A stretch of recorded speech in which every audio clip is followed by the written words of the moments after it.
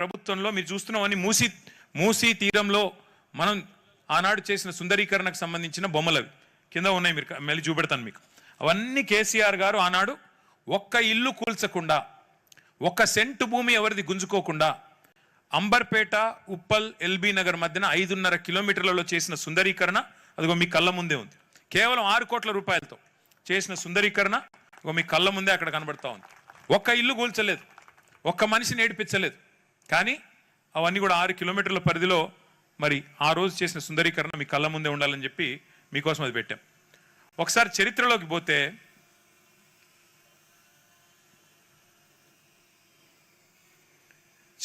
పోతే అసలు మూసీ పుట్టేది మీకు వికారాబాద్ అనంతగిరి అడవుల్లో అక్కడ పుట్టి కిందికి ముచ్చుకుందా నది అంటే నేటి మూసీ నది మొత్తం పైన రంగారెడ్డి జిల్లా నుంచి వికారాబాద్ జిల్లా నుంచి ప్రవహించి హైదరాబాద్ నుంచి కిందికి పోతూ కిందికి నల్లగొండ నుంచి కిందికి పోయి నల్లగొండ జిల్లా వాడపల్లి దగ్గర కృష్ణానదిలో కలుస్తుంది. కృష్ణానది అల్టిమేట్గా పోయి కింద సముద్రంలో కలుస్తుంది.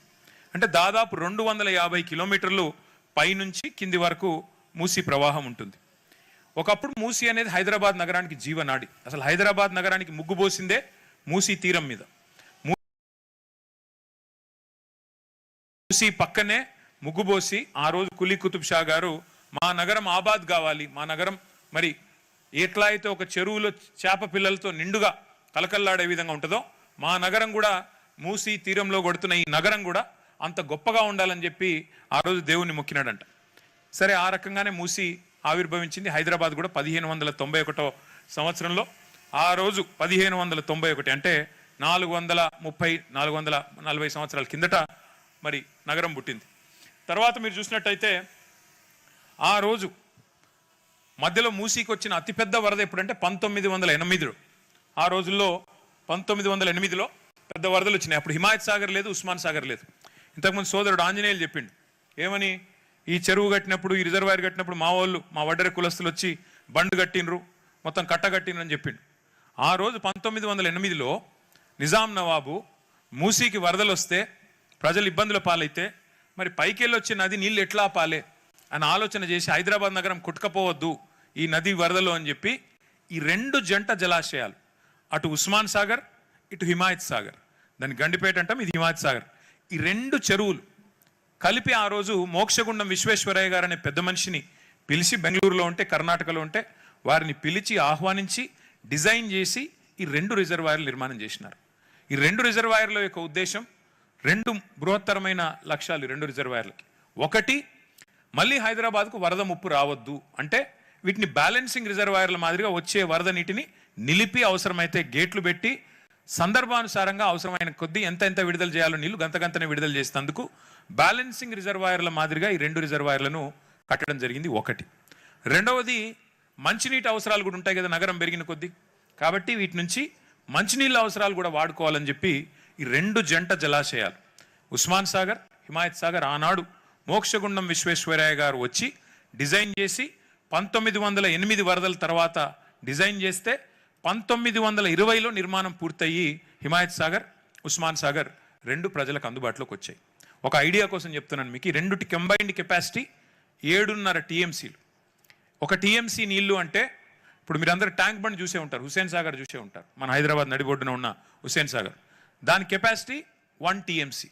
అంటే 7.5 హుస్సేన్ సాగర్లతో సమానమైన నీటిని మనం పైనుంచి వచ్చే నీటిని, వరద నీటిని నిలువ ఉంచడానికి, కిందికి పంపేందుకు మళ్ళీ వరద లేకుండా ఉండడానికి ఆ రోజు నిజాం నవాబు కట్టించిన మరి ఈ చెరువులు ఉస్మాన్ సాగర్ మరియు హిమాయత్ సాగర్.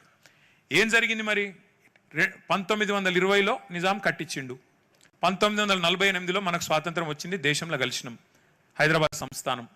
కలిసిన తర్వాత ఎన్ని సంవత్సరాలు కాంగ్రెస్ పార్టీ అధికారంలో ఉంది? దగ్గర 1983-84లో ఎన్టీ రామారావు గారు అధికారంలోకి వచ్చేదాకా కాంగ్రెస్ పార్టీ 52 నుంచి అధికారంలో ఉంది. ఇవాళ మాట్లాడుతున్నారు ముఖ్యమంత్రి గారు, ఇంకా రాతి యుగంలోనే బతుకుదామా, మనం మూసీని మంచిగా చేసుకోవద్దా అని నేను చాలా భావోద్వేగంతో మాట్లాడుతున్నాడు. ఎవరు చేసిండ్రు మూసీని మురికి కూపంగా? కేసీఆర్ గారు వచ్చి చేసిండ్రా? 1952 నుంచి 1983 దాకా అధికారంలో ఉన్నది కాంగ్రెస్ పార్టీయే కదా. ఆ తర్వాత 83 నుంచి మళ్ళీ మీరు కూడా ఉన్నారు కదా, 89, తర్వాత మళ్ళీ 2004 నుంచి మూసీని మురికి కూపంగా మార్చింది ఎవరో కాదు రేవంత్ రెడ్డి గారు. ప్రస్తుతం మీరున్న పార్టీనే మూసీని మురికి కూపంగా మార్చిందనే మాట వారికి గుర్తు చేస్తా ఉన్నా. ఆ పాపాన్ని ముందు కడుక్కోండి. గతంలో చేసిన పాపానికి చెంపలేసుకొని ముందు ప్రజల క్షమాపణ చెప్పి మూసీని మురికి కూపంగా మార్చిన దానికి ముఖ్యమంత్రి గారు కాంగ్రెస్ పార్టీ చెంపదెబ్బలేసుకొని ముందు ముక్కు నేలకు రాసి క్షమాపణ చెప్పాల్సింది మీరు. ఇవాళ మీరు ఆలోచన చేయండి, ఎట్లా ఉండే మూసీ ఎట్లా అయింది చూడండి ఒక్కసారి. అందులో ఏమేం కలుస్తున్నాయి ఈరోజు మూసీలో? మొత్తం హైదరాబాద్లో ఉండే జిహెచ్ఎంసీ పరిధిలో ఉండే మురికి నీరు 94% మూసీలోకి వస్తుంది. గ్రావిటీ ద్వారానే వివిధ నాళాలు 54 నాళాల ద్వారా మూసీలోకి వస్తుంది. మూసీ అంటే మీ హిమాయత్ సాగర్, ఉస్మాన్ సాగర్ కాదు, కిందికి మంచిర్యాల కిందికి అక్కడికి వస్తుంది, ఇందులోకి రాదు.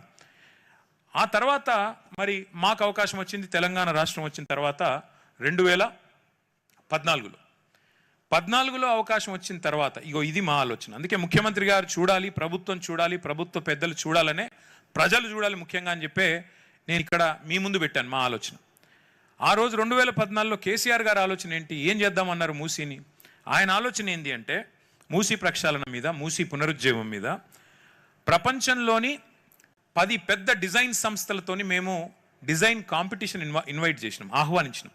అయ్యా రండి, మీరు ప్రజలని డిస్టర్బ్ చేయకుండా, ఇండ్లు కూలగొట్టకుండా, ప్రజల్ని అనవసరంగా అక్కడి నుంచి డిస్ప్లేస్ చేయకుండా ఎట్లా చేయవచ్చు అని డిజైన్స్ ఆహ్వానిస్తే ఇక మీ చుట్టూ ఇక్కడ అన్ని డిజైన్లు కూడా ఆ రోజు డిజైన్ చేసిన వాటిని కూడా కొన్నింటిని ఇక్కడ పెట్టాం, మిగతా కొన్ని పెట్టలేదు. చాలా వరకు ఇక్కడ మీ దగ్గర పెట్టే ప్రయత్నం చేసినాం. 10 ప్రఖ్యాత డిజైన్ సంస్థలు వచ్చి వాళ్ళు మాకు ప్రజెంటేషన్ ఇచ్చారు. ఇచ్చి కొంతమంది అన్నారు, సార్ కొన్ని ఇల్లు కూలగొట్టాల్సి వస్తుంది అంటే, ఆ రోజు కేసీఆర్ గారు చెప్పింది ఏంటంటే అసలు ఇల్లు కూలగొట్టాల్సిన పరిస్థితి వస్తే మరి రివర్ బెడ్లో ఉన్న నిర్మాణాలు అయితే తప్ప మిగతా వాటిని ముట్టకండి, తప్పకుండా ఒకవేళ అట్లాంటి పరిస్థితి వస్తే ప్రాజెక్ట్ పెండింగ్లో పెడదాం, కానీ ముందు ఒక పైలట్ చేయండి, ఒక చిన్న నమూనా చేయండి, ఒక 5 కిలోమీటర్లు చేయండి అని చెప్పి నాగోల్, ఉప్పల్, అంబర్పేట మధ్యన 5.5 కిలోమీటర్లు మాతో ఆ రోజు ఆదేశం ఇచ్చి ఒక్క ఇల్లు కూల్చకుండా ఎట్లా చేయొచ్చో చేసి చూపెట్టండి అని చెప్పి సుందరీకరణ ఏర్పాట్లు కూడా కేసీఆర్ గారు చేయించారు. మేము రూపొందించిన ప్రణాళిక ఏంది అంటే మీకు చూపెడతాను నేను. మొట్టమొదటిది, ఇందులో మూసీ నది మంచిరేవుల నుంచి కింద గట్కేసర్ దాకా ఓఆర్ఆర్ పరిధిలో, హైదరాబాద్ పరిధిలో తీసుకుంటే 57 కిలోమీటర్లు ఉంటుంది. ఈ 57 కిలోమీటర్ల పరిధిలో మరి మొత్తం ఇప్పుడు ఎట్లా అంటే ఓఆర్ఆర్ మొత్తం 160 కిలోమీటర్లు. మధ్యలో ఒకవేళ ఇక్కడ నుంచి అక్కడికి వెళ్ళాలంటే స్ట్రైట్గా అవసరమైతే ఒక ఎక్స్ప్రెస్ వే ఉండాలి. మంచిరేవులలో మనం ఎట్లయితే ఓఆర్ఆర్ ఉందో అట్లాగే మూసీ నుంచి స్ట్రైట్గా పోవాలి అంటే ఒక 57 కిలోమీటర్ల పొడవుతా ఒక ఎక్స్ప్రెస్ వే ఉండాలని చెప్పి దాన్ని డిజైన్ చేశాం. రెండవది అంటే అర్బన్ మొబిలిటీ కోసం, రాను రాను అవసరాలు పెరుగుతాయి కాబట్టి.